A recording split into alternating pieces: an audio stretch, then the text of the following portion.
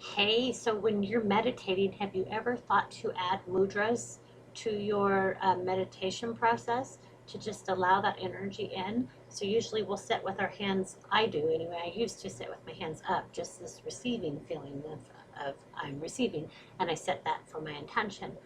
And I recently started doing my mudras a lot more. I've got several books on it, but I was like, I never really did enough of it. I'm kind of like that. I'm gung ho, go, and then I get all excited, and then I don't follow through. Story of my friggin' life. Um, but sometimes when I get I'm like a hound dog. I get on a certain scent, and I'm like, oh, I like that. So my hound dog scent for this last 3 weeks has been the mudras. You can go to the Deepak Chopra Center website, Deepak Chopra, and download these. These are the 10 powerful mudras and how to use them. 10 powerful. There's a lot more than 10 actually, but these are 10. 10. Did I say 10? So some of the ones that I have found most amazing, prana. So it's, hold on, I gotta find it. I still have to look because I get myself all confused. I know that's hard to believe I would do that, but I do.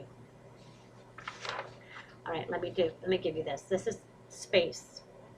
So the elemental structures of the hand, the thumb signifies space. The index finger signifies air. The middle finger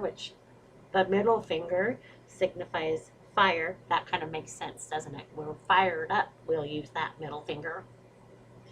Okay, the ring finger signifies water, and the pinky finger signifies earth. So on these mudras, it's connecting each element.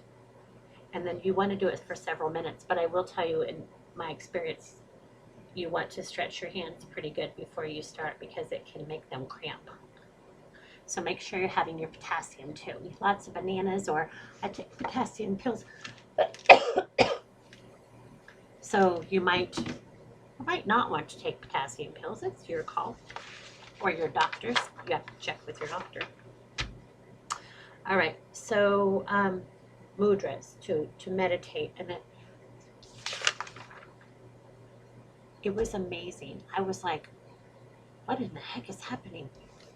And I found that I'm storing a lot in my sacral chakra because when I started to do the mudra, the prana mudra, it was moving energy, and that's where it was moving. So that was my stomach. So it was making these sounds, and I was like, holy mackerel, it works. There's stuff in there that wants out. And then pay attention to the thoughts as you're moving that energy, because that will tell you where you need work. I have a specific person who triggers me often, and she had commented on something, and when I was working on this pranic energy and this mudra moving energy, how many times can I say that?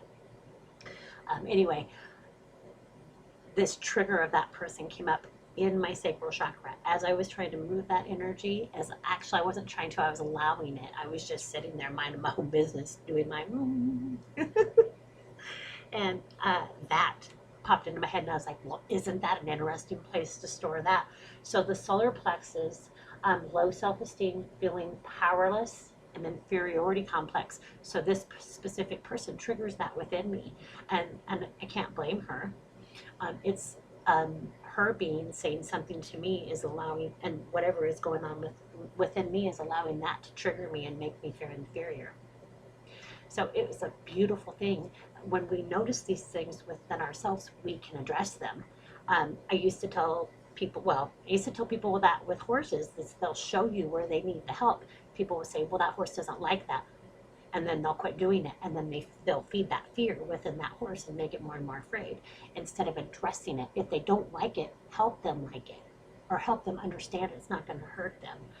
Because if you keep pulling away from things they don't like, you're going to create a mess. And it's the same thing within our human selves.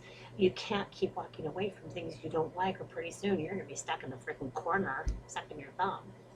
And that's okay if that's what you need to do, but I'm just saying. All right. Mudras, pranic energy. I highly recommend them. Deepak Chopra. If Oprah would have married him, she would have been Oprah Chopra. All right, you guys, enough goofiness. Do these. They're amazing. Help yourself a little bit, especially with this energy that's coming tomorrow.